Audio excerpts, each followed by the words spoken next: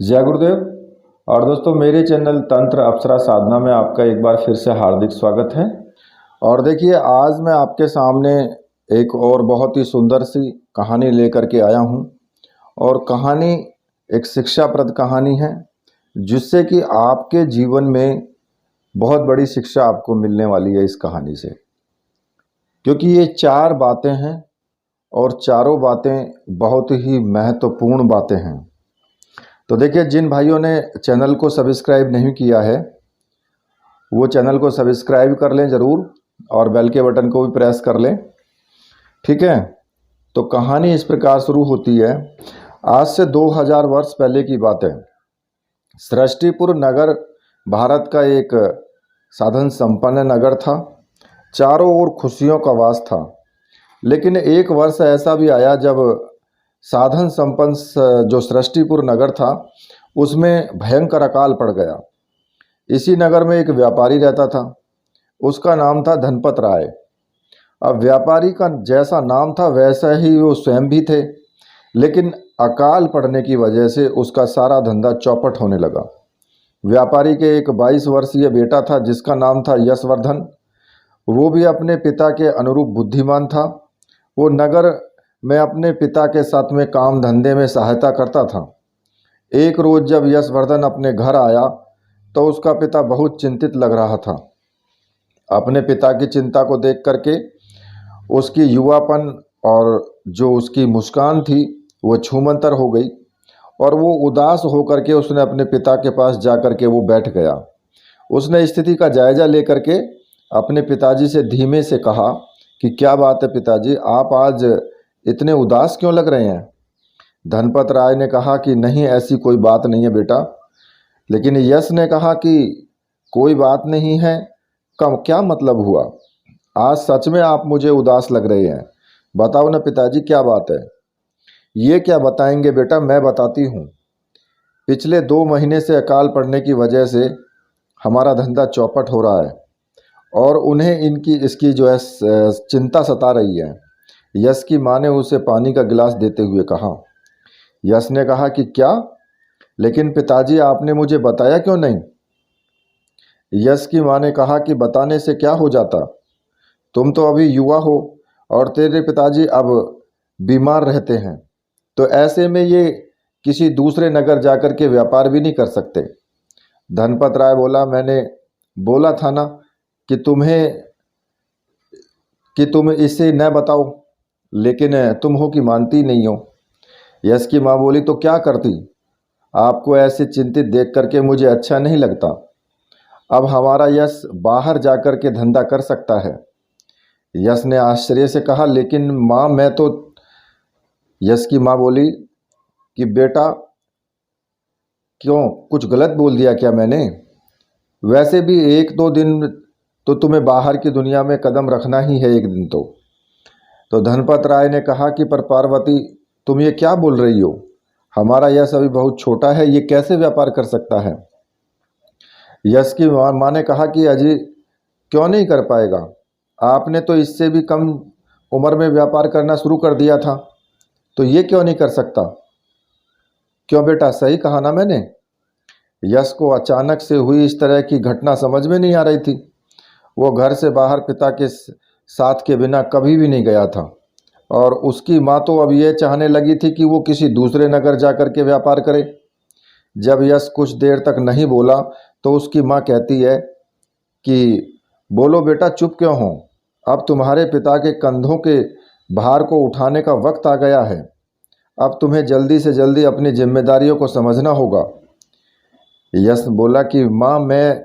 यश की माँ बोली कि हाँ, तुम क्यों नहीं जा सकते हो क्या। धनपत राय ने कहा कि अरे ये तुम क्या कह रही हो, यश अभी बहुत छोटा है, इस दुनियादारी की समझ कहाँ है इसको। यश ने कहा कि नहीं पिताजी, माँ सही कह रही है, वैसे भी तो मुझे कभी न कभी तो घर से बाहर जाना ही होगा व्यापार करने के लिए। धनपत राय बोले, पर बेटा तुम अकेले कैसे कर पाओगे। यश बोला, पिताजी मुझे अकेला जाने की क्या ज़रूरत है, मैं अपने दोस्त श्रीदत्त को लेकर के जाऊंगा। धनपत राय ने कहा, श्रीदत्त, लेकिन बेटा वो तो ब्राह्मण पुत्र है, भला वो तुम्हारे साथ क्यों जाएगा। यश ने कहा कि पिताजी वो सब आप मुझ पर छोड़ दीजिए, मैं उसे मना लूँगा। फिर यशवर्धन इतना कहकर अपने दोस्त श्रीदत्त के घर की तरफ निकल पड़ा। श्रीदत्त यशवर्धन का बचपन का दोस्त था। उसका गरीब परिवार था, पिता की मृत्यु हो चुकी थी। अभी हाल फिलहाल में ही श्रीदत्त की शादी भी हुई थी। यश ने सारी बात अपने दोस्त को बता दी और साथ चलने के लिए आग्रह किया। तो श्रीदत्त चौंक कर बोला कि नहीं दोस्त, मैं तुम्हारे साथ नहीं जा सकता। यश ने कहा कि क्या, लेकिन क्यों नहीं जा सकते तुम? श्रीदत्त बोला कि अरे ये भी कोई पूछने की बात हुई भला? मेरी अभी अभी शादी हुई है, नई नई घर में पणताइन आई है, यार मैं तुम्हारे साथ कैसे जा सकता हूँ? यश ने कहा देख दोस्त, 1 साल की ही तो बात है, इतने दिनों में शायद अगली साल बारिश हो जाए और हमारा व्यापार भी चमक जाएगा, इसलिए बस 1 साल के लिए ही तो जाना है। श्रीदत्त ने कहा कि नहीं दोस्त, मैं तुम्हारे साथ नहीं जा सकता। मेरा काम वैसे भी पांडित्य कर्म का है। अगर इस अकाल में किसी की शादी नहीं हुई तो क्या हुआ? कोई भूख से मरेगा तो उसका कर्मकांड करवा के ही काम चला लूँगा। यश बोला वाह दोस्त, इसे ही बोलते हैं क्या दोस्ती?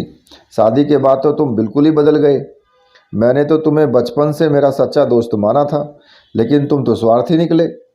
श्रीदत्त ने कहा कि देख भाई, जब तेरी भी नई नई शादी होगी तो तू भी ऐसा ही करेगा। तुम जाओ, वैसे भी इंसान इस दुनिया में अकेला ही तो आया है और अकेला ही जाएगा। कोई पराया नहीं है, ना कोई अपना है, ना कोई दुश्मन है, ना कोई सखा है। यश ने कहा कि देख दोस्त, मैं तुम्हारी इन सब दिक्यानुसी बातों को सुनने के लिए तुम्हारे पास नहीं आया हूँ। अगर तुम मेरे साथ चलोगे तो मैं तुम्हें अपने मुनाफे में से 20% हिस्सा दूंगा। श्रीदत्त ने खुशी से कहा कि क्या सच में दोगे? यश बोला हाँ, मैं सच में दूंगा, लेकिन अगर साथ चलोगे तब, वरना नहीं। श्रीदत्त ने कहा कि ठीक है। यश बोला ठीक है। तो ये हुई ना स्वार्थी दोस्त वाली बात, कमीना कहीं का। लेकिन कल ही निकलना होगा हमें, ठीक है? शिवदत्त ने कहा ठीक है। यशवर्धन ने अपने दोस्त श्रीदत्त को साथ ले चलने के लिए मना लिया, लेकिन जैसे ही श्रीदत्त ने अपनी पत्नी को रात को ये बातें बताई तो वो नाराज हो गई। उसने कैसे भी करके अपनी पत्नी को मना लिया। वो अगली सुबह की यात्रा के लिए निकलने लगे, लेकिन यात्रा निकलने से पूर्व ही श्रीदत्त ने यशवर्धन के सामने 3 शर्तें रख दी। अब अगले दिन जो है यशवर्धन श्रीदत्त को अपने साथ यात्रा पर ले जाने के लिए उसके घर गया। उसने रास्ते में अपने साथ खाने पीने का सामान एक बड़े से थैले में रख लिया। उसके अलावा उसके पिताजी ने उसे व्यापार करने के लिए 4 स्वर्ण मुद्राएं भी दी, ताकि यशवर्धन दूसरे नगर में जब व्यापार करे तो उसे किसी प्रकार की दिक्कत का सामना न करना पड़े। कुछ ही पल में यशवर्धन श्रीदत्त के घर पहुंच गया। उसने उसे बाहर प्रांगण से ही आवाज़ दी कि श्रीदत्त, तैयार हो गए हो क्या? तो चलें फिर, जल्दी करोगे तो दोपहर हो जाएगी अगर ज़्यादा देर की तुमने तो। श्रीदत्त ने अपने घर के कच्चे मकान के अंदर से ही आवाज़ देते हुए कहा कि हाँ बस तैयार हूँ, लेकिन चलने से पहले मेरी 3 शर्तें हैं। यश ने कहा कि शर्तें? कैसी शर्तें? तुम कहना क्या चाहते हो दोस्त? श्रीधर ने कहा कि अपने कच्चे मकान से बाहर आते हुए बोला कि हाँ दोस्त, शर्तें। मेरी पहली शर्त यह है कि तुम यात्रा के दौरान किसी भी प्रकार की बातचीत नहीं करोगे। यश ने कहा कि क्या, ये क्या बात हुई श्रीदत्त? बिना बातचीत के सफ़र तय करना मुश्किल हो जाएगा। यश ने आश्चर्यचकित होकर श्रीदत्त से कहा। उसे कुछ भी समझ नहीं आ रहा था कि श्रीदत्त ये बातें क्यों बोल रहा है। कुछ ही देर में श्रीदत्त ने उससे कहा कि देख दोस्त, मैंने तुम्हें बोला है ना कि सफ़र में बिल्कुल भी बोलने की आदत नहीं है मुझे। अब अगर ये शर्त मानते हो तो मैं दूसरी शर्त बोलूं। यश ने कहा कि ठीक है, बोलो क्या है तुम्हारी दूसरी शर्त? श्रीदत्त ने कहा कि दूसरी शर्त यह है कि जब भी तुम काम करोगे या व्यापार करोगे तो घर आने के बाद खाना तुम बनाओगे, ना कि मैं। यश ने कहा कि क्या, पर मुझे तो खाना बनाना नहीं आता है। श्रीदत्त ने मुस्कुराते हुए कहा, तो भ्राताश्री सीख लेना। बताओ ये शर्त मंजूर है या नहीं? यश ने अधूरे मन से कहा, ठीक है, मंजूर है। श्रीदत्त ने मुस्कुराते हुए कहा, तो चलो अब मेरी तीसरी शर्त ये है कि तुम्हें मेरी सारी बातों को मानना होगा। यश बोला, मतलब दोस्त? श्रीदत्त ने कहा कि मतलब ये कि मैं जो भी काम तुम्हें बोलूं तुम्हें वो सारे करने होंगे, तुम्हें मेरी आज्ञा का पालन करना होगा। यश ने कहा कि नहीं, मैं ये नहीं कर सकता। तुम्हारा क्या विश्वास, तुम मुझसे कुछ भी करवाने लग जाओ। उसने जैसे ही हिचकिचाते हुए इस बात को श्रीदत्त से कहा तो श्रीदत्त की पत्नी की हंसी छूट गई। जैसे ही श्रीदत्त को आभास हुआ कि यह गलत समझ रहा है तो उसने मुस्कुराते हुए कहा कि अरे मूर्ख, मेरा वो मतलब नहीं है। मेरे कहने का मतलब ये है कि तुम्हें मेरी हर बात को अपने बड़े भाई मान करके माननी होगी, कभी कभी मेरे पैर भी दबाने होंगे। यस बोला कि मैं ये नहीं कर सकता, मैं किसी के भी पाँव नहीं दबा सकता। श्रीदत्त बोला कि अच्छा ठीक है, नहीं दबा सकते तो? यश बोला, हाँ, नहीं दबा सकता। श्रीदत्त ने कहा कि अगर नहीं दबा सकते तो फिर अकेले ही जाओ, मैं तो यहीं से अपना पांडित्य कर्म करके काम चला लूँगा, तुम अकेले ही जाओ फिर। यश ने कहा कि नहीं नहीं, अरे ये नहीं, ठीक है, मुझे तुम्हारी तीनों शर्त मंजूर हैं। श्रीदत्त ने कहा कि अगर मंजूर है तो फिर चलते हैं। फिर उसने अपनी पत्नी को अलविदा कहा, अपनी माँ के पांव छुए और घर से यशवर्धन के साथ यात्रा पर निकल गया। दोनों दोस्त बिना एक दूसरे से बात किए हुए चल रहे थे। व्यापारी पुत्र जो यशवर्धन शारीरिक रूप से थोड़ा मोटा होने के कारण उसे चलने में दिक्कत आ रही थी, लेकिन ब्राह्मण पुत्र पतला भी था और पैदल चलने की आदत भी थी। वो कुछ ही दूर चले थे कि अचानक यशवर्धन ने श्रीदत्त को पीछे से आवाज़ देते हुए कहा कि श्रीदत्त, थोड़ा तो आराम कर लो दोस्त, अब मैं थक चुका हूँ। श्रीदत्त ने कहा, नहीं दोस्त, हम रुक नहीं सकते, थोड़ी देर बाद वैसे भी दोपहर होने वाली है, तो फिर बाद में ही रुकेंगे, अभी रुकने का कोई औचित्य नहीं है। यश ने कहा कि देखो दोस्त, मैं बहुत थक चुका हूँ, अब आराम कर लेते हैं थोड़ा सा। श्रीदत्त ने कहा, यश, मैंने तुम्हें क्या कहा था घर पर कि मैं जो कहूँगा वही तुम्हें करना होगा, अगर नहीं किया तो मैं अभी वापस चला जाऊँगा। यश ने कहा, ठीक है दोस्त, तुम्हारी आज्ञा। यशवर्धन अब मन महसूस करके रह जाता। उसके लिए चलना अब दुष्कर हो चुका था, लेकिन बेचारा करे भी तो क्या करे। इधर ब्राह्मण पुत्र श्रीदत्त को अपनी पत्नी की याद सताने लगी, लेकिन उसे कैसे भी करके 1 साल यशवर्धन के साथ रहना जरूरी था, क्योंकि 1 साल यशवर्धन के साथ रहने का मतलब ये था कि वो अपनी बाकी का जीवन आराम से बिना काम किए ही बिता सकता था, क्योंकि उसकी ज़रूरतें सीमित थी। इधर जब श्रीदत्त नहीं रुकता है तो यशवर्धन उसे आवाज़ देते हुए कहता है कि दोस्त, अगर तुम रुक नहीं सकते तो मुझे कोई कहानी तो सुना सकते हो ना। श्रीदत्त ने कहा कि नहीं, मैंने तुम्हें अपनी पहली शर्त भी यही तो रखी थी। यश ने कहा, देखो दोस्त, मुझसे ऐसे नहीं चला जा रहा है, तुम कुछ तो सुनाओ। श्रीदत्त ने कहा कि मैंने तुम्हें क्या कहा था, सुनाई नहीं देता क्या कि मैं कोई कहानी नहीं सुनाऊंगा तुम्हें। यशवर्धन ने कहा कि अच्छा सुनो, अगर मैं तुम्हारे व्यापार में हिस्सा 20% की जगह 50% कर दूं तो फिर तो सुनाओगे ना। श्रीदत्त बोला, नहीं सुनाऊंगा। यश बोला कि ये क्या बात हुई भला। श्रीदत्त ने कहा, बस यही बात हुई, अगर चलना है तो ऐसे ही चलो। यश ने कहा कि ऐसे मुझसे नहीं चला जाता, चल कोई कहानी सुना दे, मुझे भी चलने में आसानी हो जाएगी। श्रीदत्त बोला, नहीं, मैं नहीं सुनाऊंगा। यश की समझ के बाहर था कि उसका दोस्त भला इतना कठोर मिजाज कैसे हो सकता है, लेकिन अचानक उसके मन में एक ख्याल आया। जैसे ही उसने अपनी पतलून को हाथ में दिया, उसने मन ही मन मुस्कुराते हुए कहा कि अच्छा दोस्त, मैं तुम्हें 1 सोने का सिक्का दूंगा अगर तुमने मेरा पूरे रास्ते मनोरंजन किया तो। श्रीदत्त आश्चर्य से बोला, क्या कहा? तुम्हें कोई भांड लगता हूं मैं जो तुम्हारा मनोरंजन करूंगा? यश बोला, देखो दोस्त, मेरे मतलब ऐसा कुछ नहीं है। तो फिर क्या मतलब है तुम्हारा? चल अब चुपचाप चलो, वरना मैं वापस चला जाऊंगा। यश ने कहा कि अरे नहीं दोस्त, ऐसा बिल्कुल मत करना, जो तुम्हारी आज्ञा। फिर वह लगातार बिना बोले श्रीदत्त के साथ अनुसरण करता रहा। अब श्रीदत्त को अचानक अपनी पत्नी की फिर से याद सताने लगी। वो असहज सा हो गया। इधर यशवर्धन को चलने में परेशानी हो रही थी। उसने फिर से अधूरे मन से कहा कि श्रीदत्त कुछ कहानी सुना दो। दोस्त, अब मुझसे चला नहीं जा रहा। यश ने दुखी मन से बोलने पर श्रीदत्त ने मुस्कुराते हुए कहा, ठीक है, सुना दूंगा, लेकिन मुझे आज कोई कहानी नहीं आ रही है याद। मैं बस एक छोटा सा कथन बोल सकता हूँ, लेकिन वो कथन तुम्हारे एक सोने के सिक्के से भी महंगा है। यश बोला, क्या तुम पागल हो गए हो क्या? इस एक सोने के सिक्के की कीमत जानते हो तुम? तुम्हारा परिवार आराम से 1 साल के लिए भरपेट खाना खा सकता है। बात कहनी हो तो कहो।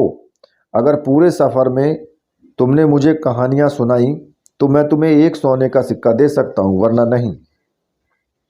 श्रीदत्त ने कहा कि अच्छा, ये बात है, लेकिन मेरा एक कथन तुम्हारे 1 सोने के सिक्के के बराबर है। अगर सुनना हो तो पहले सोने का सिक्का दो और फिर सुनो, वरना ऐसे ही मेरे साथ में अनुसरण करो। यश बोला कि देखो दोस्त, तुम ऐसा क्यों कर रहे हो? सुना दो ना। श्रीदत्त ने कहा, मैंने कहा ना, सुना दूंगा, लेकिन पहले सोने का सिक्का दो। श्रीदत्त का ऐसा कहते ही यश कुछ देर के लिए शांत हो गया। उसे पता चल जाता है कि ब्राह्मण पुत्र बिना सोने के सिक्के के आज कोई भी कथन या कहानी नहीं सुनाएगा, इसलिए सिक्का तो देना ही होगा। उसने अधूरे मन से अपनी पतलून में से सोने का एक सिक्का निकाला और श्रीदत्त को पकड़ाते हुए कहा कि ये लो, अब कुछ सुनाओ तुम मुझे।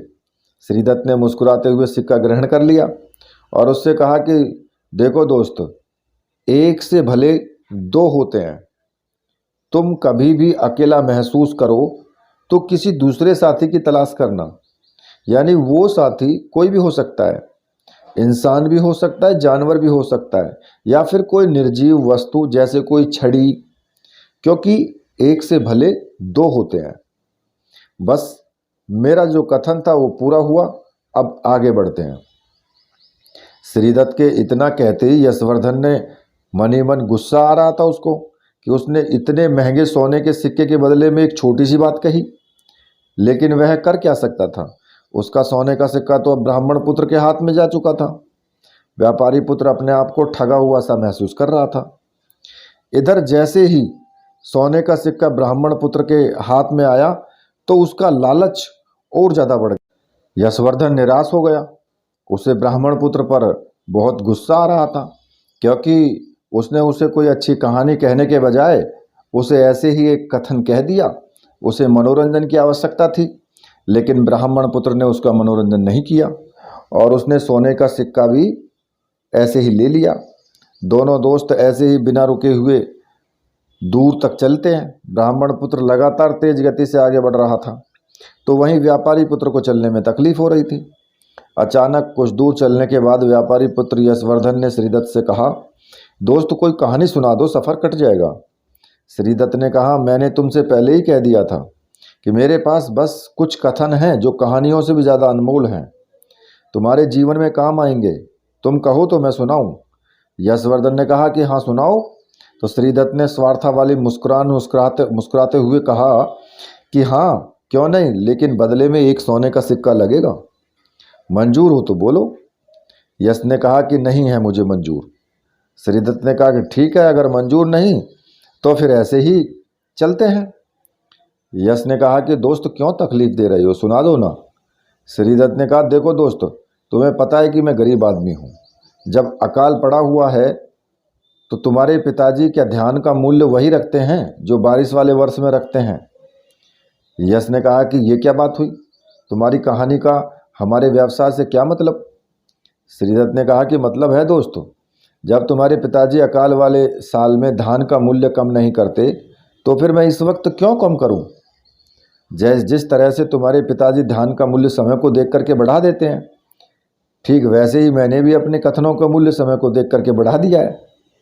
अब तुम चाहे गलत समझो या सही, लेकिन मैं वही करूँगा जो बाकी के लोग इस दुनिया में करते हैं। यश ने कहा कि ठीक है, अच्छा तो ये बात है, फिर मुझे नहीं सुनना कोई कथन, मैं ऐसे ही चल लूँगा। श्रीदत्त ने कहा ठीक है दोस्त, तुम्हारी मर्जी। ऐसा कह करके श्रीदत्त अपने कदमों की रफ्तार बढ़ा दी उसने। उसे पता था कि यशवर्धन जरूर उससे कथन या कहानी सुनने को बोलेगा। वो दोनों जैसे ही कुछ दूर चलते हैं, यशवर्धन पीछे से आवाज़ देते हुए कहता है, दोस्त मुझे वो कथन सुना दो। श्रीदत्त ने कहा, हाँ दोस्त जरूर, लेकिन पहले मुझे वो सोने का सिक्का दो। यश सोने का सिक्का निकालते हुए कहता है कि ये लो, अब तो सुना दो। श्रीदत्त ने सोने का सिक्का लेते हुए कहा, ठीक है तो सुनो। जब तुम किसी भी अनजान के घर मेहमान बनकर के रहो तो उस समय तुम्हें शाम को भोजन परोसा जाए तो तुम पहला निवाला खाने से पहले किसी कुत्ते या बिल्ली को खिला देना। यश बोला कि ऐसा क्यों? श्रीदत्त ने कहा, ऐसा इसलिए क्योंकि शास्त्रों में भी कहा गया है कि पहला निवाला स्वयं को खाने की बजाय किसी जीव को खिलाना चाहिए, इससे पुण्य मिलता है। यश बोला, अच्छा तो ये बात थी, और तुमने इस बात के लिए मुझसे एक सोने का सिक्का ले लिया। श्रीदत्त बोला कि तुम इस बात को भूलना मत जिंदगी में कभी भी। आज तुम्हें एक छोटी सी बात लगे, लेकिन आगे चलकर शायद तुम्हारे काम आए। चलो अब आगे बढ़ते हैं। यशवर्धन को श्रीदत्त पर गुस्सा आ रहा था, लेकिन वो भला कर भी क्या सकता था। उसके बाद साथ जो है 2 बार धोखा हो चुका था। वे दोनों कुछ ही दूर बढ़ते हैं कि पीछे से यशवर्धन श्रीदत्त को आवाज़ देते हुए कहता है कि दोस्त अब मैं थक गया हूँ और दोपहर भी होने वाली है, क्यों न हम थोड़े समय के लिए रुक जाएं। श्रीदत्त ने कहा, नहीं दोस्त, अभी हमें पूरा जंगल पार करना है जहाँ बहुत सारे शेर रहते हैं। अगर दिन में हमने उस जंगल को पार नहीं किया तो फिर हम सभी मारे जाएंगे, इसलिए अभी नहीं रुक सकते। यश बोला, लेकिन दोस्त मैं थक चुका हूँ। श्रीदत्त ने कहा, तो मैं क्या करूँ, इसका मेरे पास कोई उपाय नहीं है। यश ने कहा कि देखो दोस्त, तुमने मेरे पहले ही 2 सोने के सिक्के तो ले लिए हैं, लेकिन तुमने बस मुझे सिर्फ 2 बेमतलब के कथन सुनाए हैं, किंतु अब तो मुझे कोई कहानी सुना दो। श्रीदत्त ने कहा, नहीं दोस्त, मुझे आज कोई कहानी नहीं आती है। श्रीदत्त ने कहा कि ऐसा कहते यशवर्धन शांत हो गया। वह कुछ देर तक नहीं बोलता है। आखिर वो जैसे ही थक जाता है तो अपना सोने का सिक्का निकालता है और मजबूर होकर के श्रीदत्त की तरफ बढ़ाते हुए कहता है, ये लो दोस्त सोने का सिक्का, और मुझे कोई कथन या कहानी सुना दो, लेकिन अब की बार वाली बात जो है बड़ी होनी चाहिए थी। श्रीदत्त ने कहा कि अच्छा तो सुनो, लेकिन बड़ी या छोटी मैं नहीं जानता, लेकिन ये जो है तुम्हारे बहुत काम आएगी। यशवर्धन ने कहा कि ठीक है दोस्त, लेकिन तुम सुनाओ ना। श्रीदत्त ने कहा कि ठीक है तो फिर सुनो। तुम जब भी किसी अनजान व्यक्ति के घर मेहमान बन के ठहरो और जब वो तुम्हारा बिस्तर लगा दिया जाए तो तुम उस बिस्तर पर सोने से पहले उस बिस्तर को समेट करके पुनः साफ करके बिछा करके सोना। यश ने कहा कि ऐसा क्यों? श्रीदत्त ने कहा कि ऐसा इसलिए क्योंकि जो तुम्हारा बिस्तर लगाए वो क्या पता वो गलती से उसमें कोई सुई या कुछ चुभने वाली वस्तु को पर ध्यान न दे पाए, इसलिए कहा। चल अब आगे बढ़ते हैं। यश ने कहा, बस इतनी सी बात है क्या? श्रीदत्त ने कहा, हाँ, मैंने पहले ही बोला ना कि मुझे कहानी नहीं आती है। चलो अब आगे बढ़ते हैं।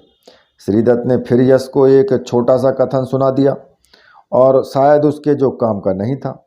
वह निराश होकर के उसका अनुसरण करता रहा। वो जैसे ही कुछ दूर पहुँचे, यश को बहुत ज़्यादा थकान महसूस हो रही थी। उसके चलते हुए पांव लड़खड़ा रहे थे। वो कुछ ही कदम चला था कि उसने श्रीदत्त को पीछे से आवाज़ देते हुए कहा कि रुको दोस्त, अब मैं बहुत थक गया हूँ, थोड़ी देर के लिए रुक जाओ ना। श्रीदत्त बोला कि दोस्त, मैंने तुमसे पहले ही कहा था कि हम नहीं रुक सकते। यश ने कहा, अच्छा तो कोई कहानी सुना दो। श्रीदत्त ने कहा, कहानी नहीं सुनाऊंगा, कथन सुनाऊंगा, सुनना हो तो बोलो, और बदले में सोने का सिक्का देना होगा। यश बोला, नहीं दे सकता, अब मेरे पास सिर्फ एक ही सोने का सिक्का बचा है, अगर यही दे दिया तो फिर मैं व्यापार कैसे करूंगा। श्रीदत्त ने कहा, तो ठीक है फिर आगे बढ़ते हैं। ऐसा कह करके श्रीदत्त आगे बढ़ने लग जाता है। उसके चेहरे पर एक स्वार्थी मुस्कान थी, क्योंकि उसे पता था कि यशवर्धन उससे कहानी सुनाने को बोलेगा, वो कुछ ही कदम चलते ही यश ने श्रीदत्त को आवाज़ देते हुए कहा कि ठीक है दोस्त, मुझे अब तो सुना दो कोई कथन या कहानी। श्रीदत्त ने कहा लाओ सोने का सिक्का। यश बोला वो दोस्त मैं तुम्हें बाद में दे दूंगा, तुम मुझे अभी कोई कथन सुना दो। श्रीदत्त ने कहा नहीं दोस्त, तुम पहले मुझे सोने का सिक्का दो, उसके बाद ही सुनाऊंगा, वरना नहीं। यश ने कहा कि अच्छा, तो दोस्त पर इतना भी भरोसा नहीं। श्रीदत्त ने कहा कि नहीं, ये कोई दोस्ती की बात नहीं है, ये अपने पेट और रोजी रोटी की बात है। अगर घोड़ा घास से यारी दोस्ती करेगा तो खाएगा क्या। श्रीदत्त के इतना कहते ही यश दुखी हो गया। उसने सोने का सिक्का निकाला और श्रीदत्त को बेमन से देते हुए कहा कि ये लो, अब तो सुना दो। श्रीदत्त ने उसे सोने का सिक्के को अपने पतलून में रख लिया। अब व्यापारी पुत्र यशवर्धन के सारे सोने के सिक्के उसके पास आ चुके थे। उसके चेहरे पर एक अजब सी मुस्कुराहट थी। उसने मुस्कुराते हुए कहा कि अच्छा सुनो, तुम्हें जब कभी भी लगे कि तुम चारों ओर से मुसीबतों में घिर चुके हो, तो उन परेशानियों के आगे कभी हार मत मानना। कोशिश करना उस मुसीबत से लड़ने की, क्योंकि समय बड़ा बलवान होता है। क्या पता जो तुम्हारा शत्रु हो वो वक्त आने पर तुम्हारा दोस्त बन जाए। इसलिए हर इंसान को साम दाम दंड भेद, इन चारों नीतियों के आधार पर हराने की कोशिश करना, वरना इस दुनिया में ना कोई तुम्हारा सखा है, ना कोई तुम्हारा दुश्मन है। ये सब तुम्हारे व्यवहार पर निर्भर करता है। अगर तुमने मुश्किल समय में भी अपना आत्मविश्वास और हिम्मत नहीं खोई तो तू निश्चित ही कामयाब हो जाएगा। चल अब चलता हूँ। यशवर्धन आश्चर्य से कहा कि श्रीदत्त, अपने घर और कहाँ? मैंने तुम्हें जो ज्ञान दिया है वो दे दिया और अब मैं अपने घर जा रहा हूँ। मुझे अपनी पत्नी की बहुत याद आ रही है और तुम अपनी मंजिल की ओर आगे बढ़ो। यश ने कहा कि दोस्त ये क्या बात हुई, तुमने मुझे धोखा दिया है। श्रीदत्त ने कहा कि हाँ दोस्त, तो हो सकता है कि मैंने तुम्हें धोखा दिया है, लेकिन मैंने तुम्हें पहले ही कह दिया था कि इस दुनिया में ना कोई दोस्त है ना कोई दुश्मन। तुम आगे बढ़ो, इस दुनिया में तुम अकेले ही आए थे, अकेले ही जाओगे। और सुनो एक बात और तुम्हें मैं मुफ्त में बताता हूँ, स्वार्थी कौन है और कौन नहीं। अगर इसका तुम्हें पता लगाना हो तो जान लेना कि जो तुम्हें बुरे वक्त से निकलने के लिए दुनिया से भी लड़ जाए वो कभी स्वार्थी नहीं हो सकता। इसलिए ऐसे इंसान का कभी भी साथ मत छोड़ना। चलो अब मैं चलता हूँ, भगवान तुम्हारी सहायता करेंगे। शुभ यात्रा, अलविदा दोस्त। फिर वह यश को बीच रास्ते में छोड़कर वापस सृष्टिपुर की तरफ बढ़ जाता है। तो यशवर्धन उसे पीछे से आवाज़ देते हुए कहता है कि मुझे तुमसे ये उम्मीद नहीं थी दोस्त कि तुम मुझे ऐसे बीच रास्ते में छोड़कर जाओगे। श्रीदत्त ने कहा कि दोस्त, यही दुनिया की रीत है, किसी से उम्मीद मत करो, क्योंकि जब उम्मीद टूटती है तो बहुत दुख होता है। चलो अब चलता हूँ। श्रीदत्त यशवर्धन की बातों को अनसुना करके वापस चल पड़ता है और यशवर्धन दुखी होकर के उसे देखता रहता है।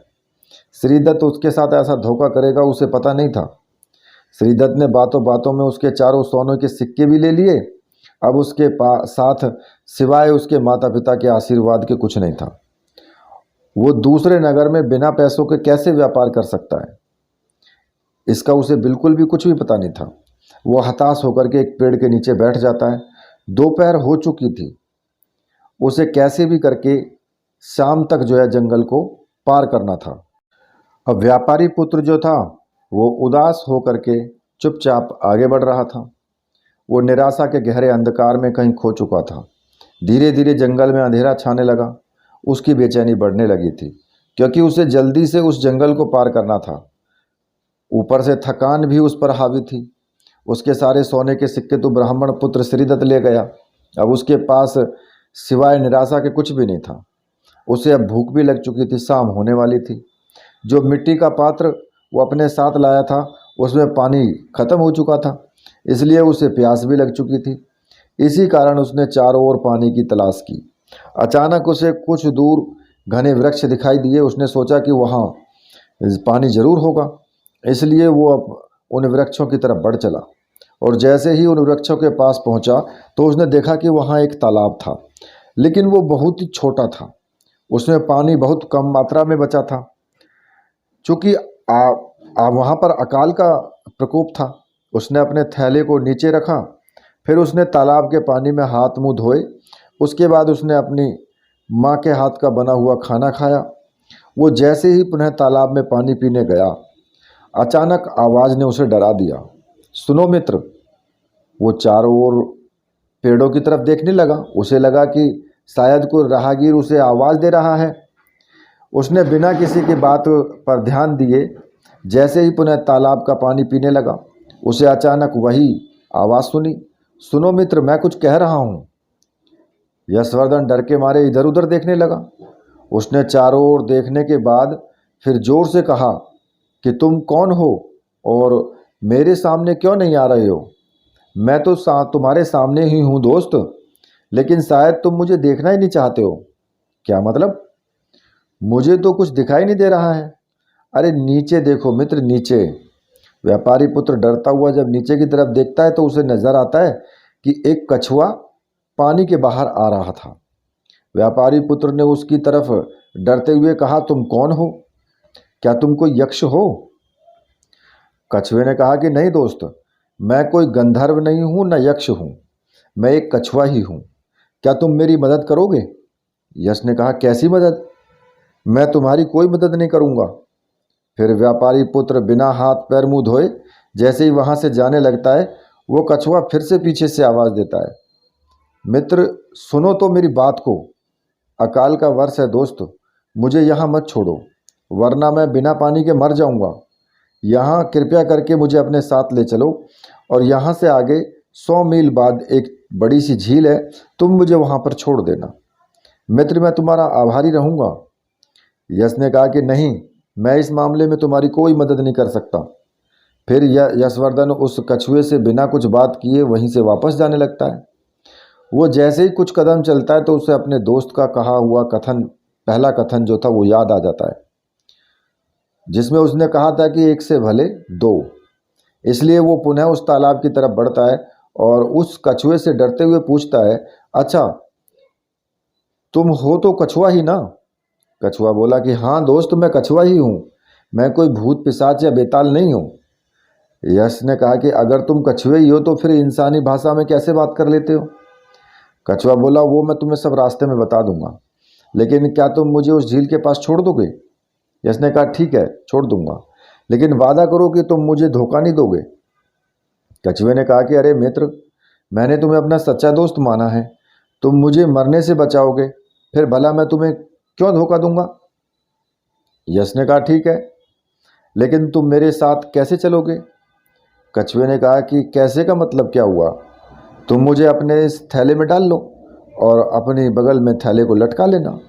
यश बोला ठीक है। फिर वो उस कछुए को उठाता है और उस थैले में डाल देता है।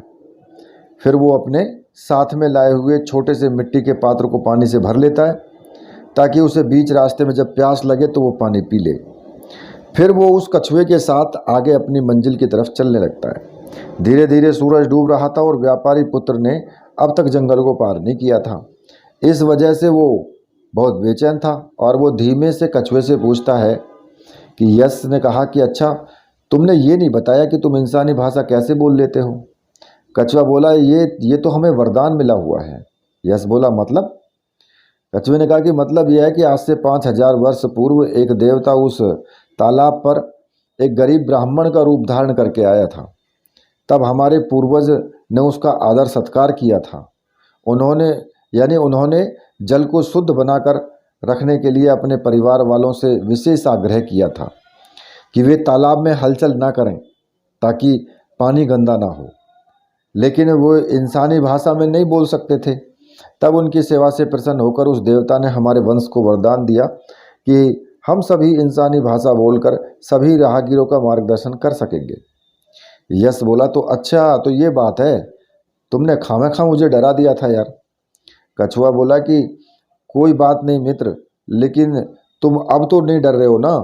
यश बोला, अब किस बात का डर? अब अगर तुमने ज़्यादा बकवास की तो मैं तुम्हारी यहीं गर्दन मरोड़ दूंगा। कछुआ बोला, अच्छा। लेकिन दोस्त तुम ऐसा नहीं कर सकते। यश ने कहा क्यों नहीं कर सकता?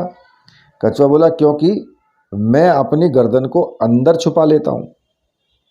और वो हंसने लगा। यश बोला कि अच्छा, बड़ी हंसी आ रही है। अब तुम्हें अगर साथ में ना ले चलता तो 1 महीने में ही स्वर्ग से धार जाता तू। चल अब बता कौन सा रास्ता सबसे ज़्यादा सुरक्षित है, वरना मैं भी मारा जाऊंगा। कछुआ इस बात को कहने लगा। कछुआ बोला ठीक है दोस्त, मैं तुम्हें आगे का रास्ता बताता हूँ फिर। अब कछुए के बताए हुए रास्ते पर यशवर्धन आगे बढ़ रहा था। वो दोनों काफ़ी दूर तक आ गए थे। अब सूरज डूबने ही वाला था। कछुए और व्यापारी पुत्र की बेचैनी बढ़ने लगी, क्योंकि उन्होंने अब तक जंगल को पार नहीं किया था और जिस जगह वो थे वहाँ शेर, बाघ, चीता रह रहे थे। यशवर्धन कछुए के साथ बात करते हुए आगे बढ़ रहा था। इस दौरान उसे किसी चीते की आवाज़ सुनाई दी तो वो डर के मारे सिहर सा गया, मानो उसके पैरों से जमीन चिपक गई। डर के मारे पसीने से उसका बुरा हाल था। कुछ ही पल में वो चीता उसकी आंखों के सामने था।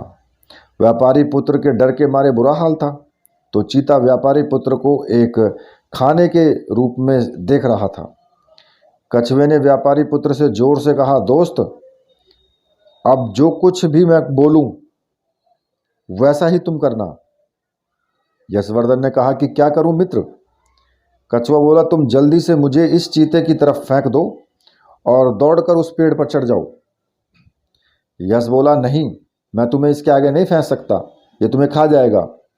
कछुआ बोला, मित्र ये बहस का वक्त नहीं है, वो तुम पर कभी भी हमला कर सकता है। तुम जल्दी से ये कदम उठाओ वरना जान से मारे जाओगे। यश बोला, पर मैं तुम्हें इसके सामने कैसे फेंक सकता हूँ दोस्त? अरे तुम मेरी चिंता मत करो, तुम फेंक दो दोस्त, देखो वो आ रहा है। इधर चीता यशवर्धन की तरफ आगे बढ़ रहा था। यशवर्धन का डर के मारे बुरा हाल था। उसने पहले एक पेड़ की तरफ देखा और फिर कछुए की तरफ। वो असमंजस की स्थिति में था। इधर वो चीता दौड़ता हुआ उसकी तरफ जैसे ही बढ़ा, कछुए के कहे अनुसार यशवर्धन ने कछुए को उस चीते की तरफ फेंक दिया और खुद दौड़कर उस पेड़ पर चढ़ गया। वो चीता दौड़ता हुआ कछुए की तरफ बढ़ा। वो जैसे ही कछुए के मुंह को खाने लगा तो उसने अपने मुंह और पैरों को अपने खोल के अंदर सुकेड़ लिया।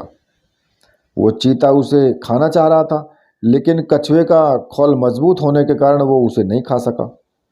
उसने उसे पलटने की भी कोशिश की, लेकिन वो उसे पलटने में नाकाम हो गया। कुछ देर कड़ी मशक्कत करने के बाद भी वो उसको नहीं खा सका। इस कारण निराश होकर के वो वहाँ से चला गया। व्यापारी पुत्र उस पेड़ से नीचे उतरा। उसने कछुए को आवाज़ दी। उसने कछुए को उठाया और प्यार से चूमा। उसने उससे रोते हुए कहा कि दोस्त, आज तुम नहीं होते तो मैं मारा जाता। कछुए ने मुस्कुराते हुए कहा, अच्छा दोस्त, अगर तुम इस जंगल में नहीं आते तो मैं भी तो उस तालाब में भूख और प्यास के कारण मारा जाता। यशवर्धन ने मुस्कुराते हुए कहा कि यानी तुम मेरी जान बचाने का श्रेय नहीं लोगे? कछुए ने कहा, कैसे ले लूं? वैसे भी मित्र शब्द का अर्थ ही तो साथ देने वाला होता है। चलो अब जल्दी जल्दी चलते हैं, वरना कोई और हमारा यार दोस्त आ जाएगा। कछुए के इतना कहते ही दोनों दोस्त ठहाके मार करके हंसने लगे। वो घने पेड़ के बीच से होते हुए लेकिन शीघ्र ही अंधेरा छा गया, जिस कारण उन्हें एक बरगद के पेड़ के ऊपर विश्राम लेना मुनासिब समझा। अगले दिन वो जल्दी उठ गए और पूरे दिन भर बातें करते हुए आगे चलते रहे। शाम तक वो उस झील के किनारे पहुंच गए जहां उस कछुए को ठहरना था। चारों ओर हरियाली छाई हुई थी, बारिश भी खूब हो रही थी। वो प्रदेश बहुत ही समृद्ध लग रहा था। झील किनारे सुंदर कमल के फूल खिले हुए थे। व्यापारी पुत्र ने उदास होकर के कछुए को नीचे छोड़ते हुए कहा कि चलो मित्र, अब तुम यहाँ रह सकते हो, मुझे अब आगे जाना होगा। कछुए ने भी उदास होकर के कहा, ये तो मुझे पता था दोस्त कि अब हम अलग होंगे, लेकिन मैं तुम्हें कुछ देना चाहता हूँ। यश बोला, क्या? कछुए ने कहा, तुम्हारे लिए, उसके लिए तुम्हें थोड़ा सा इंतजार करना होगा। तुम थोड़ी देर विश्राम करो, इतने में मैं तुम्हारे लिए कुछ लेकर के आता हूँ। यश ने कहा, ठीक है। फिर वो कछुआ उस झील के अंदर चला जाता है। यशवर्धन जैसे ही कुछ देर के लिए विश्राम करता है, वो कछुआ झील के अंदर से बाहर आता है। उसके मुख में कुछ सफ़ेद चमकदार से कुछ पत्थर थे। जैसे ही व्यापारी पुत्र उन कछुए के पास जाता है तो उसने मुंह खोल करके वो 5 मोती उड़ेल दिए। व्यापारी पुत्र ने जैसे ही आश्चर्यचकित होकर के उन मोतियों की तरफ देखा तो कछुए ने कहा कि क्या हुआ दोस्त, ये मोती हैं, तुम्हारी उन 4 सोने की मोहरों से भी ज़्यादा कीमती। तुम इनकी सहायता से अपना व्यापार कर सकोगे। लेकिन यश ने कहा लेकिन क्या? कछुआ बोला कि लेकिन तुम्हें मैं एक बात तुम ध्यान में रखना, यहाँ से 5 किलोमीटर दूर एक गांव है। वह गांव सभ्य जनों का है, लेकिन उसी गांव में एक ठगों का घर है। अब वो घर गांव में घुसने के बाद आता है या फिर निकलने के बाद, इसका मुझे मालूम नहीं है। लेकिन इतना ध्यान रखना, वो ठग किसी भी हद तक जा सकते हैं। वो तुमसे ये सभी मोती छीन सकते हैं, इसलिए तुम्हें इन्हें किसी भी तरीके से छुपा करके रखना होगा। यश बोला अच्छा, लेकिन कैसे? कछुआ बोला एक काम करो, तुम अपनी जांग में थोड़ा चीरा लगा लो और उसके बाद तुम इन मोतियों को अंदर डाल करके ऊपर उस पर पट्टी बांध लो। यश ने कहा ठीक है दोस्त, मैं ऐसा कर लेता हूँ। फिर यश ने अपनी जांग पर छोटा सा चीरा लगा दिया और उसमें से थोड़ा बहुत रक्त तो बहा, लेकिन उसे फिर भी जो है ठग परिवार से बचना था। उसके बाद उसने कछुए को अलविदा कहा। कछुए ने उसे आगे की यात्रा के लिए शुभ मंगल कामना की। उसने इसके अतिरिक्त तो उसे ये भी बताया कि अगर वो उस गांव से सकुशल निकलने में कामयाब हो गया तो फिर आगे एक विशाल नगर आएगा जिसमें वो आसानी से रह पाएगा। वो कछुए की सभी बातों को गांठ बांध लेता है। बीच रास्ते में उसे अपने ब्राह्मण दोस्त का पहला कथन याद आया, जिसमें उसने कहा था कि 1 से भले 2। आज उसका एक कथन सिद्ध हो गया। कछुए ने पहले उसे चीते से बचाया, फिर उसे मोती दिए और आगे की यात्रा के लिए जरूरी सुझाव भी दिए। वो शीघ्र ही उस गांव में प्रवेश कर जाता है। वह जैसे ही गांव में प्रवेश करता है, एक भली सी शक्ल का बूढ़ा इंसान उसे घर के बाहर चारपाई पर बैठा हुआ दिखाई देता है। यशवर्धन को वो जोर से आवाज़ देता है, अरे बेटा, कोई राहगीर लग रहे हो? शाम हो गई है, रात रात के लिए हमारे घर ठहर जाओ। यशवर्धन उसकी बातों से प्रभावित होता है, लेकिन बहुत थका हुआ था तो वह उसके घर ठहरना चाहता था। लेकिन अचानक उसे कछुए की कही हुई बात याद आती है कि इस गांव में एक ठगों का घर है और वो पैसे ठगने के लिए किसी भी हद तक जा सकते हैं। इसलिए वह बिना रुके आगे बढ़ने लगता है। लेकिन वह जैसे ही कुछ कदम आगे की ओर बढ़ाता है, वो बूढ़ा व्यक्ति पुनः पीछे से आवाज़ देता है कि अरे बेटा, क्या सोच रहे हो? रात भर हमारे यहाँ रुक जाओ, तुम भले घर के लग रहे हो, इसलिए बोला है। यश बोला कि नहीं चाचा जी, मुझे अभी बहुत आगे जाना है, इसलिए मैं नहीं रुक सकता। बूढ़ा व्यक्ति बोला, अरे बेटा, तुम चाहे जितना भी आगे जाने का प्रयास कर लो, लेकिन नहीं जा पाओगे। यश बोला क्या मतलब? बूढ़ा व्यक्ति बोला, मतलब साफ है बेटा, इस गांव के आखिर में एक ठगों का घर है जो इस राज्य के जाने माने ठग हैं। वो किसी भी राहगीर को नहीं छोड़ते हैं। तुम्हारे लिए फ़ायदे की बात यही है कि तुम रात भर हमारे यहाँ ठहर जाओ और जैसे ही सुबह हो जाएगी मैं तुम्हारे घोड़े पर बिठा करके गांव के बाहर तक छोड़ आऊँगा। यश बोला, पर चाचा जी, बूढ़ा व्यक्ति बोला, परवर कुछ नहीं बेटा, मेरा कहना मानो, रात भर ठहर जाओ। मुझे तुम भोले और भले लड़के प्रतीत होते हो, इसलिए कहा है, वरना मैं अपने घर में किसी को ठहरने के लिए नहीं कहता हूँ। मेरे घर में मेरी 2 बेजवान बेटियाँ हैं, इसलिए मैं कभी किसी अनजान को अपने घर में नहीं रोकता। लेकिन तुम अच्छे इंसान हो तो रात रात रुक जाओ, सुबह होते ही चले जाना। यशवर्धन को बूढ़ा व्यक्ति बहुत भला सा लग रहा था, इसलिए उसने मुस्कुराते हुए कहा कि ठीक है चाचा जी, आप जब इतना कह रहे हो तो मैं रुक जाता हूँ। बूढ़ा व्यक्ति बोला कि अरे वाह, ये हुई ना बात, चलो बेटा आओ चलो। फिर वो उस बूढ़े व्यक्ति के साथ उसके घर में प्रवेश करता है। घर को देखने पर बहुत ही साधारण सा लग रहा था।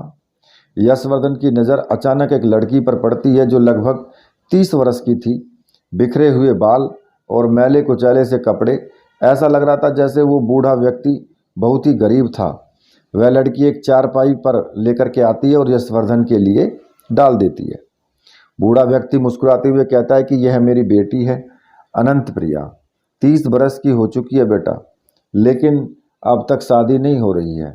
अब क्या करूं बेटा, बेटी का बाप हूं तो लोगों को बेटी से ज़्यादा सोने की चाह है।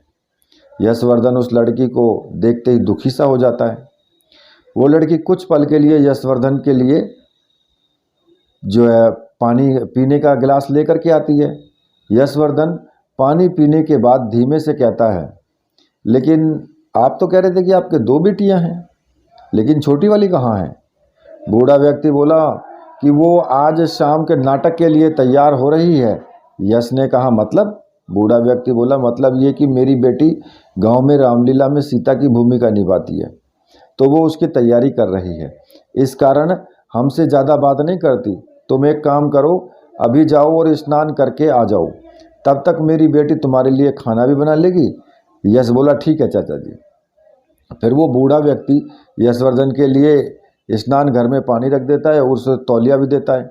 यशवर्धन अपने कपड़े निकालता है और स्नानागार में नहाने के लिए चला जाता है।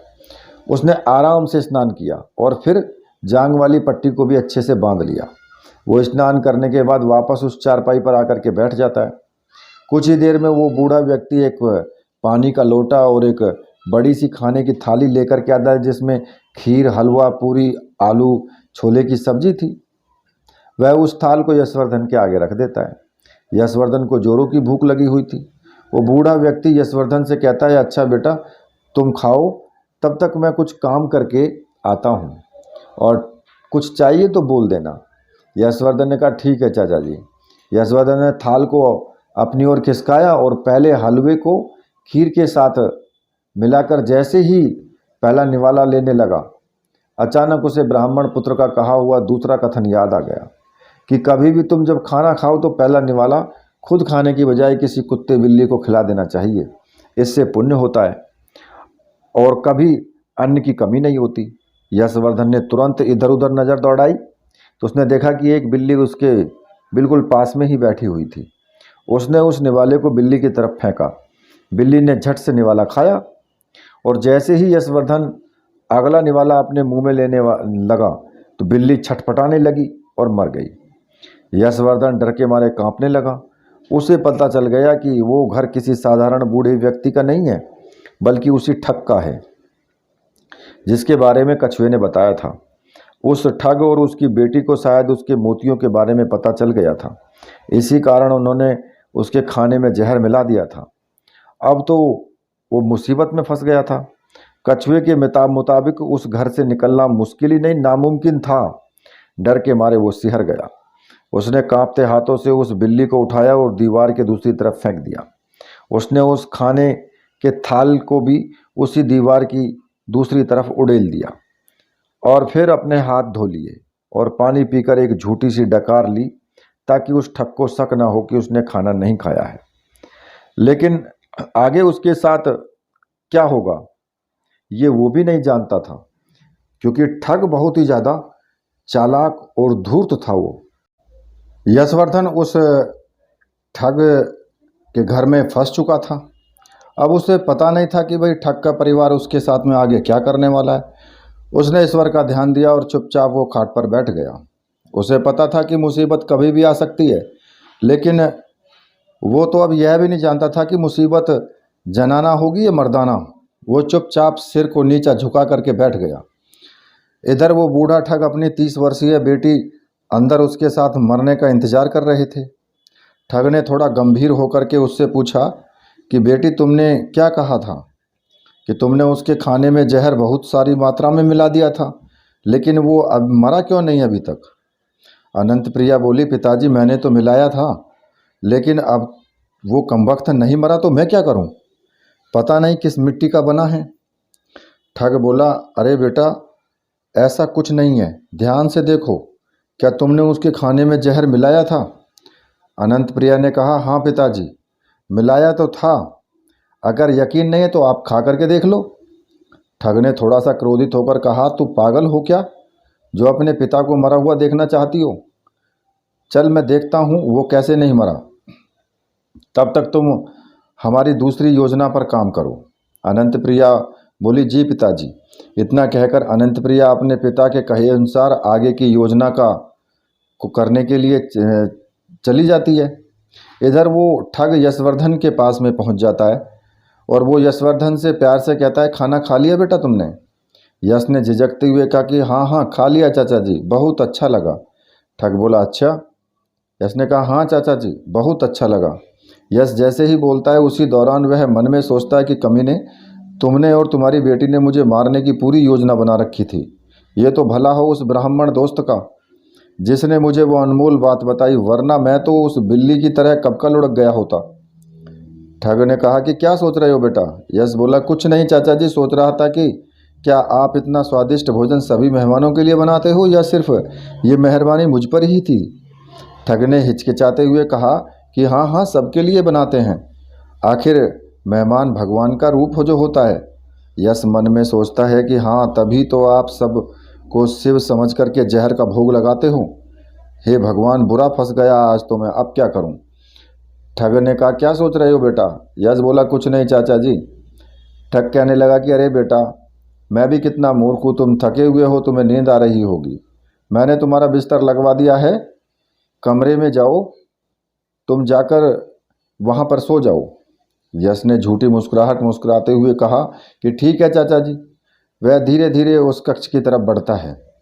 उसके मन में हजार सवाल थे लेकिन जवाब एक का भी नहीं था। वह इतनी बुरी परिस्थिति में फंस गया, इस बात का उसे आभास नहीं था। उसने डरते हुए दरवाज़ा खोला। उसे जोर की प्यास लगी थी लेकिन वो पानी भी नहीं पी सकता था, क्योंकि क्या पता उसमें भी जहर मिलाया हुआ हो सकता था। उसने दरवाजे की कुंडी लगा ली ताकि बाहर से कोई अंदर नहीं आ सके। हालांकि अंदर उसके साथ क्या होगा वो ये नहीं जानता था। वह धीमे धीमे बड़बड़ाता हुआ उस बिस्तर की तरफ बढ़ा। उसने धीमे से बुदबुदाया, जाको राखे साइयाँ मार सके न कोई। लेकिन ये कहावत बस दिल को तसल्ली देने के लिए थी। जब डर के मारे किसी की बजती है तो उसका कोई कुछ नहीं कहा जा सकता है। उसने धीमे धीमे उस बिस्तर की तरफ कदम बढ़ाए। वो सोच रहा था कि क्या पता उस ठग और उसकी दोनों बेटियों ने उसके बिस्तर के बेड के नीचे कोई चुड़ैल छोड़ दी हो। लेकिन अगले ही पल उसने सोचा कि उसकी बड़ी बेटी क्या किसी चुड़ैल से कम है, जो पैसों के लिए एक सुंदर से युवक को मारने पर उतारू हो गई। कमीनी की इस कारण ही शादी नहीं हुई है, भला ऐसी ठगनी से कौन शादी करेगा? ऐसे ही न जाने कितने ही सवाल उसके दिमाग में थे। लेकिन उसके साथ आगे क्या होगा इसका जवाब तो समय के पास ही था। वो आज रात को बलि का बकरा बनेगा या फिर जिंदा बचेगा, इसका जवाब तो भगवान के पास था या फिर वक्त के पास। वह काफ़ी थक चुका था, इस कारण उसने बिस्तर पर लेटकर योजना बनाने की सोची। वह उस बिस्तर पर जैसे ही लेटने लगा, अचानक उसे उस ब्राह्मण पुत्र का तीसरा कथन याद आया। उसने उसे बताया था कि तुम जब भी किसी के घर में मेहमान बन करके जाओ और जब उसके घर में उस बिस्तर पर सो, तो उससे पहले तुम्हें उस बिस्तर को समेट करके वापस बिछाना है। उसने सावधानी से उस बिस्तर पर बिछाए हुए बिछौने को जैसे ही उठाया, वो डर के मारे चौंक गया। उफ! उसने जैसे ही उस बिस्तर को देखा तो वो चौंक गया। जिस मचान यानी कि आधुनिक बेड के जैसा कुछ उस बिस्तर पर लगाया गया था, उसे लकड़ी से बनाने के बजाय कच्चे धागों से बुना गया था। उस मचान के सीध में नीचे एक तल घर में एक मकान बना हुआ था, जो कि उस कमरे से लगभग 20 फीट गहरा था।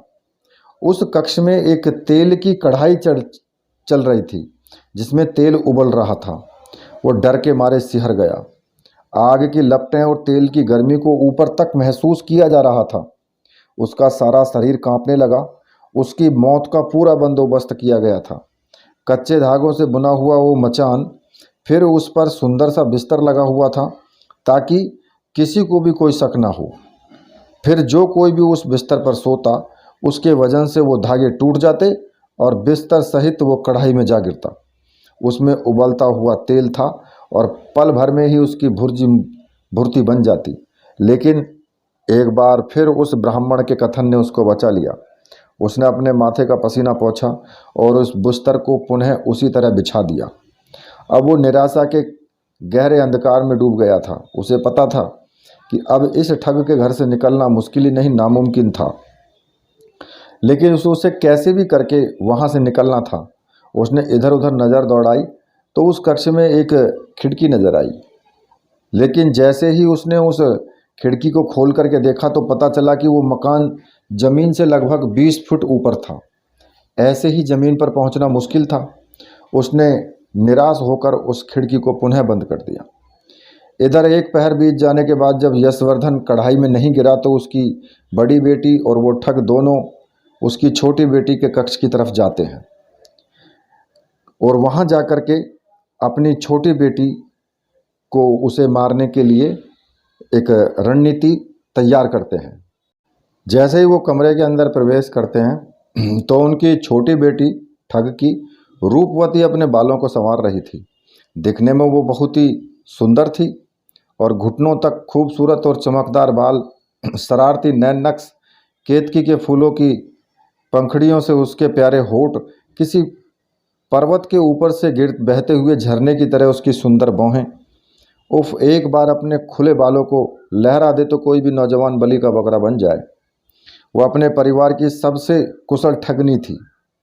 वो जितनी खूबसूरत सी उससे कहीं ज़्यादा निर्दयी थी। न जाने कितने निर्दोषों को उसने मारा था। उसका पिताजी जैसे ही उसके पास पहुंचता है वह उसकी तरफ एक शैतानी मुस्कुराहट मुस्कुराते हुए कहती है कि आ गए पिताजी, कभी तो खुद से काम कर लीजिए। आप और दीदी जैसे ही कोई बड़ा खिलाड़ी आता है उसे निपटाने का काम मुझे ही देते हैं।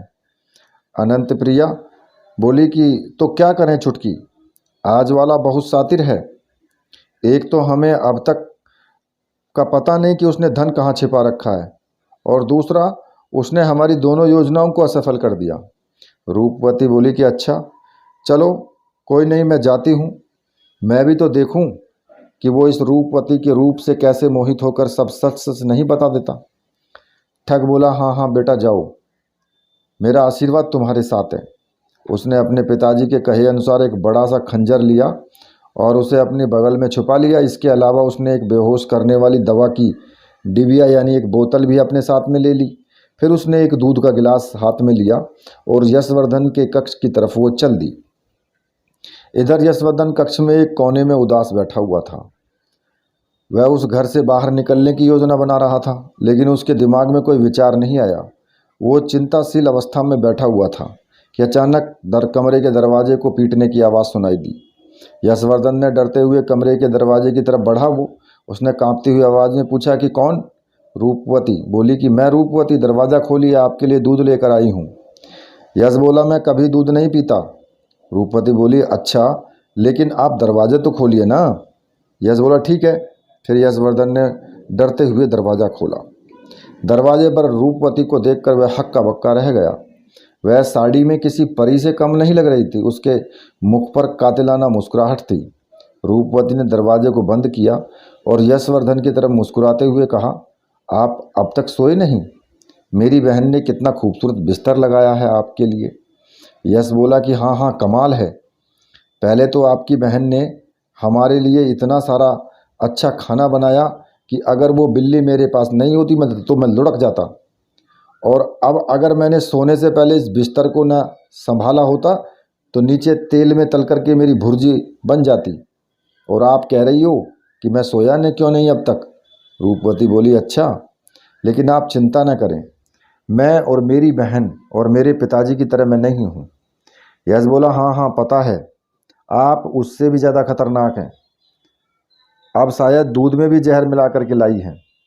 रूपवती ने कहा कि नहीं, ऐसा कुछ भी नहीं है, मैं सच बोल रही हूँ, मैं बिल्कुल भी ऐसी नहीं हूँ और इस दूध में कोई जहर वहर नहीं है।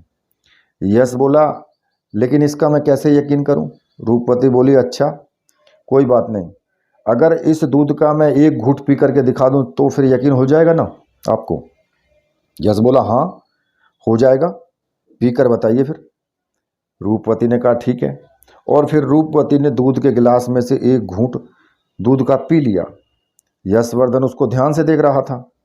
उसे जैसे ही पता चला कि दूध में जहर नहीं है तो उसने जल्दी से रूपवती के हाथों से दूध का गिलास छीन लिया और एक बार में ही सारा दूध पी लिया।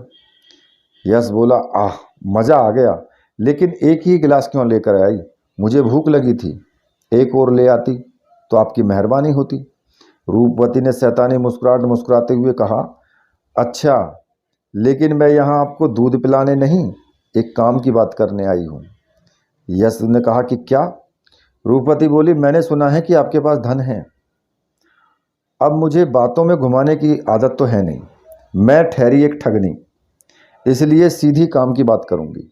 तुम्हारे पास जो भी धन है वो निकाल करके मुझे दे दो, मैं अपने पिताजी से कहकर तुम्हें यहाँ से आज़ाद करवा दूंगी। यश बोला, अच्छा, लेकिन मेरे पास कोई धन नहीं है, मैं तो एक गरीब आदमी हूँ, भला मेरे पास कहाँ से पैसे आए? रूपवती ने क्रोधित होकर खंजर निकाल लिया और उसे डराते हुए कहा कि देखो, चुपचाप मुझे अभी बता दो कि तुमने अपना धन कहाँ छिपा रखा है, वरना ये खंजर तेरे पेट में घुसाऊंगी और पिछवाड़े से निकाल दूंगी। यश बोला, उफ, इतनी खूबसूरत लड़की पर इतना गुस्सा जचता नहीं है। यह उम्र प्यार करने की है, ना कि खंजर घुसाने की। तुम कहो तो मैं तुम्हें अपना दिल दे दूं? रूपवती कहने लगी कि अपने पास रखो संभाल कर। इस रूपवती को पैसों के सिवाय और कुछ नहीं चाहिए, मुझे फालतू की चीज़ें पसंद नहीं है। चुपचाप धन निकालो, वरना मैं तुम्हें जान से मार दूंगी। यश बोला, अरे पगली, बोला ना कि ये उम्र प्यार करने की है, मारने मारने की नहीं है, बस प्यार करने की है। तुम खूबसूरत हो, रूपवती हो, देखो मुझे बकवास सुनने की आदत नहीं है। धन निकालते हो या फिर अभी खंजर तेरे पेट में घुसाऊं? यश बोला, अरे अरे भला ये क्या बात हुई? लेकिन रूपवती, अगर तुमने मुझे मार दिया तो तुम कभी खुश नहीं रह पाओगी। रूपवती बोली, क्या मतलब? तुम्हें मारने से भला मैं क्यों खुश नहीं होंगी? जल्दी बोल कमीने, वरना तेरे पेट में ही इसको घुसा दूंगी अभी। यश बोला कि वो इसलिए कि मैं एक खूबसूरत लड़का हूँ, अगर तुमने मुझे छोड़ दिया तो तुम्हारे दिल को सुकून मिलेगा, वरना तुम पूरी उम्र पछताओगी। रूपवती बोली, चुप कर, भला मैं क्यों पछताऊंगी, मुझे किसी से कोई मतलब नहीं है। यकीन ना हो तो इस बिस्तर के नीचे तलघर में बने उस कक्ष में झांक कर देख लो, कितने नरकंकाल पड़े हैं। अगर तुमने नहीं बताया कि तुम्हारा धन कहाँ है तो तुम भी अभी उन कंकालों में ही शामिल हो जाओगे। यशवर्धन को इस दौरान पता चल जाता है कि वह जितना रूपवती को साधारण समझ रहा था वह उतनी साधारण नहीं है। उसे अचानक अपने ब्राह्मण दोस्त का चौथा कथन याद आता है, जिसमें उसने बताया था कि जब भी तुम किसी बुरी परिस्थिति में फंस जाओ तो उस परिस्थिति से निकलने के लिए हर तरीका अपना लो। उसने स्थिति को संभालते हुए कहा कि रुको रुको, मैं तुम्हें बोला ना कि अगर तुमने मुझे मार दिया तो तुम पछताओगी, बहुत पछताओगी, ठीक उसी राम प्रताप की तरह। रूपवती बोली, क्या? ये राम प्रताप कौन है? यश बोला, मैं तुम्हें बताता हूँ। रूपवती बोली, जल्दी बताओ, वरना ये खंजर तुम्हारे पेट में घुसा ही दूंगी मैं। यश बोला, अरे अरे रुको तो सही, तो सुनो, एक बार एक राम प्रताप नाम का व्यक्ति था। रूपवती बोली, फिर? यश ने कहा कि वो बहुत गरीब था, इस कारण उसने एक बार निश्चय किया कि विदेश जाकर के काम करे, इसलिए उसने अपने 10 वर्षीय बेटे और अपनी पत्नी को अकेला छोड़कर विदेश में वो चला गया। रूपवती बोली, फिर आगे जल्दी बोलो। यश ने कहा कि तो उसने बड़ी मेहनत से काम किया, लेकिन वो कुछ ज़्यादा धन इकट्ठा नहीं कर पा रहा था। एक बार उसने अपनी पत्नी और अपने बेटे के लिए एक मिठाई का डिब्बा अपने दोस्त के हाथ भेज दिया, क्योंकि वो धन इकट्ठा करना चाहता था। अब रूपवती बोली कि फिर आगे क्या हुआ? यश ने कहा, फिर उसका दोस्त उसके गांव आ गया। उसने उसकी पत्नी को मिठाई का डिब्बा दे दिया। जब राम प्रताप की पत्नी ने घर पर मिठाई का डिब्बा खोला तो वो आश्चर्यचकित हो गई। रूपवती बोली, क्यों, ऐसा क्या था उस डिब्बे में? यश ने कहा, अरे अरे उस डिब्बे में हीरे मोती भरे हुए थे। रूपवती बोली, क्या, वो कैसे? लेकिन उसने तो अपनी पत्नी को बेटे के लिए मिठाई का डिब्बा भेजा था, उसमें हीरे मोती कहाँ से आ गए? यश ने कहा, सही कहा, उसने जो मिठाई भेजी थी, लेकिन ईश्वर ने उसने अपने मालिक के प्रति ईमानदारी और कर्तव्य परायणता से प्रसन्न होकर के उस मिठाई को हीरे जवाहरातों में बदल दिया। रूपवती बोली, वाह, ये तो बहुत अच्छा हुआ, फिर आगे क्या हुआ?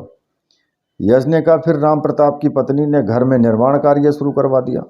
राम प्रताप का घर अब गांव का सबसे अमीर बन गया। लेकिन इस बात का पता राम प्रताप को नहीं चला, उसे किसी ने नहीं बताया। इधर जब वो 5 साल बाद घर आया तो वो देरी से घर पहुंचा, रात हो चुकी थी। उसने जैसे ही घर के झोंपड़ी को बड़ी हवेली में बदला हुआ पाया तो उसे यकीन नहीं हुआ, वह उसी पल क्रोधित हो गया। रूपवती बोली, क्यों? उसे तो खुश होना चाहिए था। यश बोला नहीं, वो खुश नहीं हुआ, क्योंकि उसे अपनी पत्नी पर शक हुआ। उसने सोचा कि उसने तो विदेश से इतना पैसा नहीं भेजा था जिससे उसने इतनी बड़ी हवेली बन सके, लेकिन वहाँ तो गांव की सबसे बड़ी हवेली थी। वो गुस्से में हवेली के अंदर प्रवेश करता है। वो जैसे ही अपनी पत्नी के कक्ष में जाता है तो देखता है कि उसके साथ एक 20 वर्षीय नौजवान सोया हुआ था। वो गुस्से में आग बबूला हो जाता है। उसने अपनी पत्नी को किसी पराये मर्द के साथ सोया हुआ देख करके उसके गुस्से की कोई सीमा नहीं रही। उसने पास ही में दीवार पर लटकी हुई तलवार को उठाया और उस नौजवान के सोते हुए ही उसको मौत के घाट उतार दिया।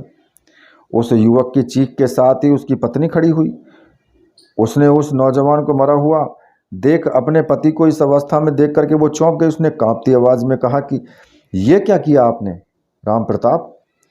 बोला कि मुझे जो मुझे करना चाहिए था कुलच्छणी, तुम मेरे पीछे किसी पराये मर्द के साथ सो रही थी। यही कारण था कि तुमने इतनी हवेली बना ली। बता कमीनी, ये कौन था? राम प्रताप की पत्नी ने चीख कर कहा कि हे भगवान, जिस लड़के को आपने पराया मर्द समझ करके मारा है वो कोई और नहीं, हमारा इकलौता बेटा सोमवीर था। हाय, मेरे बेटे को मार दिया। उसी पल राम प्रताप को भी गहरा आघात लगता है और वो मर जाता है।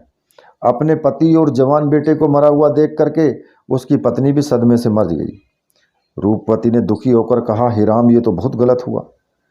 यश बोला, हाँ, राम प्रताप का पूरा परिवार उजड़ा क्योंकि उसने बिना सोचे समझे अपने बेटे को मार दिया। क्रोध हमारी बुद्धि को नष्ट कर देता है, इसलिए हमेशा अक्लमंदी से काम करो।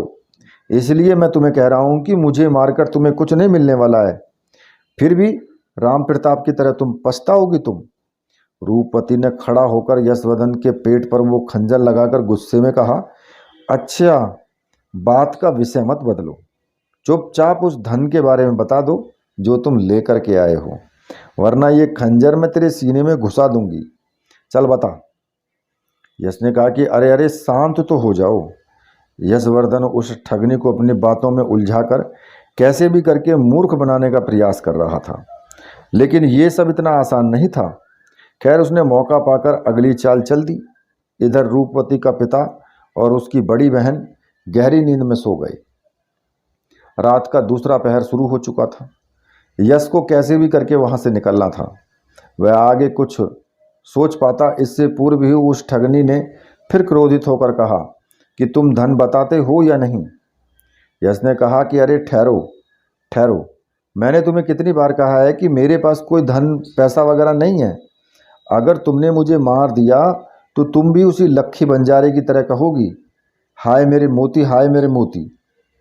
रूपवती बोली कि वो कौन है, जल्दी बता वरना तुम्हारा मोती बाहर निकाल दूंगी मैं।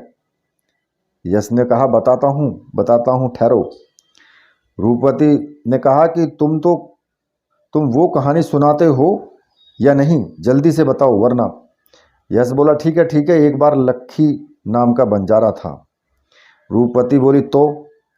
यश ने कहा कि वो एक गांव में से दूसरे गांव और एक कस्बे से दूसरे कस्बे में बादाम, काजू, किशमिश आदि बेचता था। रूपवती बोली, फिर? यश उसके पास में एक बहुत ही वफादार कुत्ता था जिसका नाम था मोती। रूपवती ने कहा, फिर जल्दी बोलो। यश ने कहा कि तो एक बार लक्खी बंजारे को व्यापार में घाटा होने लगा।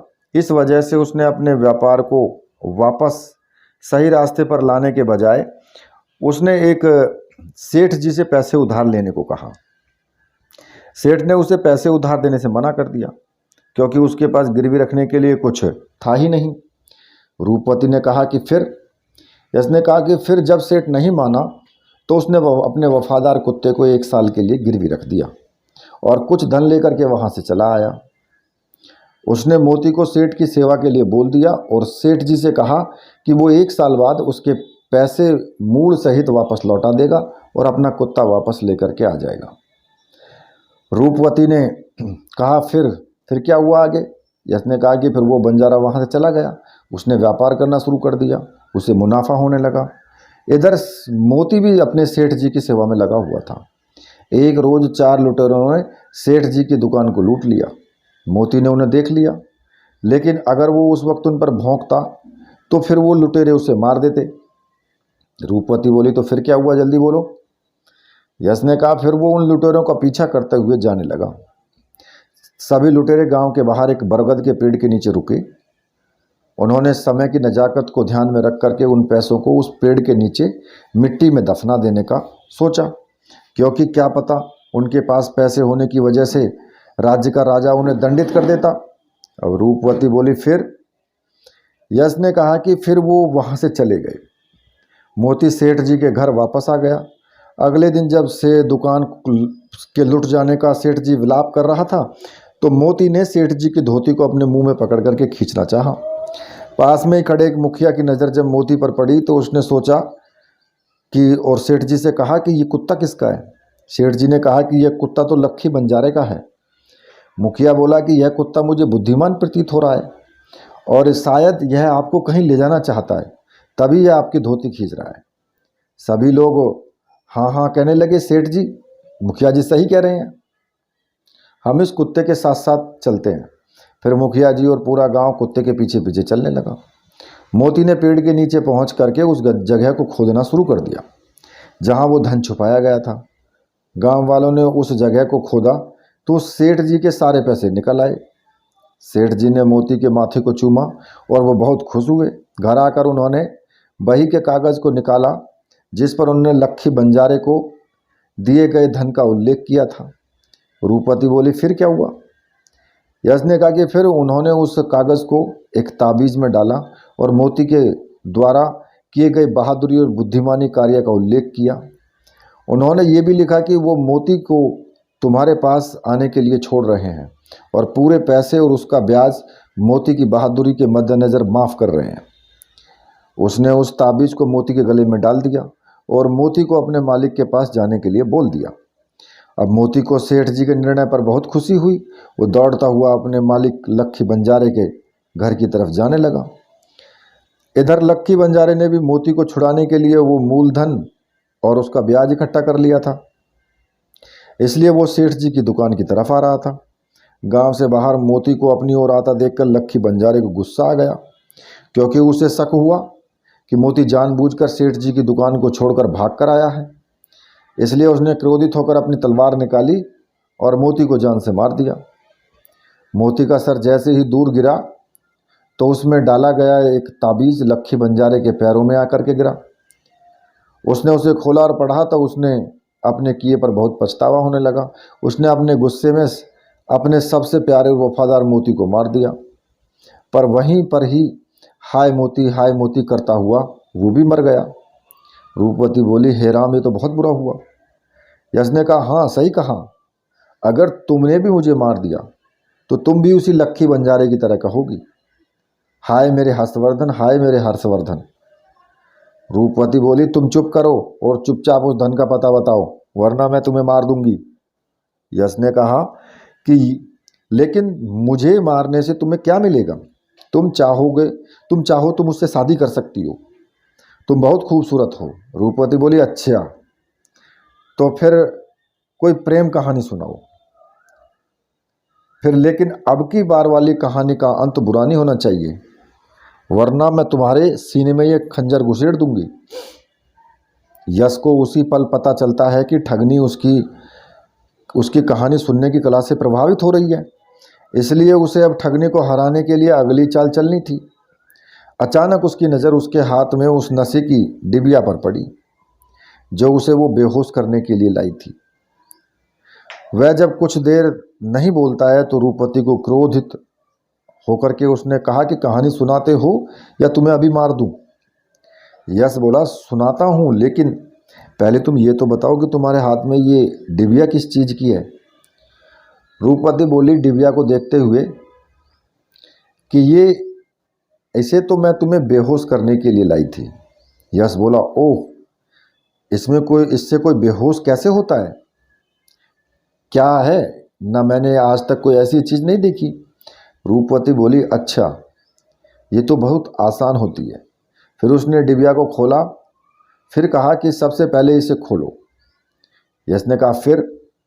रूपवती ने उस डिबिया को खोलकर फिर अपनी नाक के पास ले जाकर कहा कि फिर इसे जिस इंसान को बेहोश करना हो उसकी नाक के पास ले जाओ। यश बोला फिर। रूपवती यश की बातों में इतना ज़्यादा खो गई कि इस कारण उसे आभास नहीं होता है कि वो डिबिया बिल्कुल उसकी नाक के पास है। फिर उसने एक गहरी सांस लेते हुए कहा कि फिर जब वो व्यक्ति सांस लेगा तो वो वहीं बेहोश हो जाएगा और फिर उसके साथ जो करो वो कर सकते हो।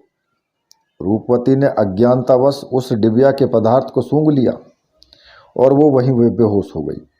यशवर्धन मुस्कुराते हुए बुदबुदाया, शाबाश, तुम तो गई। और उसी पल रूपवती बेहोश हुई। उसे अब उस घर में से शीघ्र ही निकलना था क्योंकि रात का चौथा पहर शुरू होने वाला था। वो इधर उधर रस्सी की तलाश करने लगा और इधर रूपवती की जो बड़ी बहन थी वो जो है जागने वाली थी और वो लगभग जाग ही जाती है। यशवर्धन रस्सी की तलाश में उस कमरे के बाहर आ जाता है। उधर अनंत प्रिया की नींद खुल जाती है। यशवर्धन को रस्सी तो मिल जाती है लेकिन इतने में अनंत प्रिया अपने कक्ष से बाहर आ जाती है। उसे यशवर्धन के कदमों की आवाज़ सुनाई देती है। इस कारण उस आवाज़ की दिशा में वो आगे बढ़ती है। यशवर्धन के हृदय की धड़कनें तेज हो जाती हैं। वो एक अंधेरे कोने में छिप जाता है। अनंत प्रिया आवाज़ लगाती है, कौन है वहाँ? यशवर्धन डर के मारे उस कोने के आगे तक छिप जाता है। अनंत प्रिया उसकी तरफ बढ़ रही है। अनंत प्रिया को कुछ भी दिखाई नहीं दे रहा था। इधर यशवर्धन ने हिम्मत जुटाई और अपने हाथ में ली गई उस बेहोश कर देने वाली दवा की जो डिबिया थी उसको खोला और अचानक अनंत प्रिया का मुंह दबोच लिया। इस कारण वो हो हल्ला नहीं कर पाई और फिर उसने उस डिबिया को उसकी नाक के पास लगा दिया। शीघ्र ही वो भी बेहोश हो गई। यह यशवर्धन ने अपने हिम्मत से अनंत प्रिया को बेहोश कर दिया। फिर उसने उस रस्सी को उठाया और उस कक्ष में वो उस कक्ष में गया।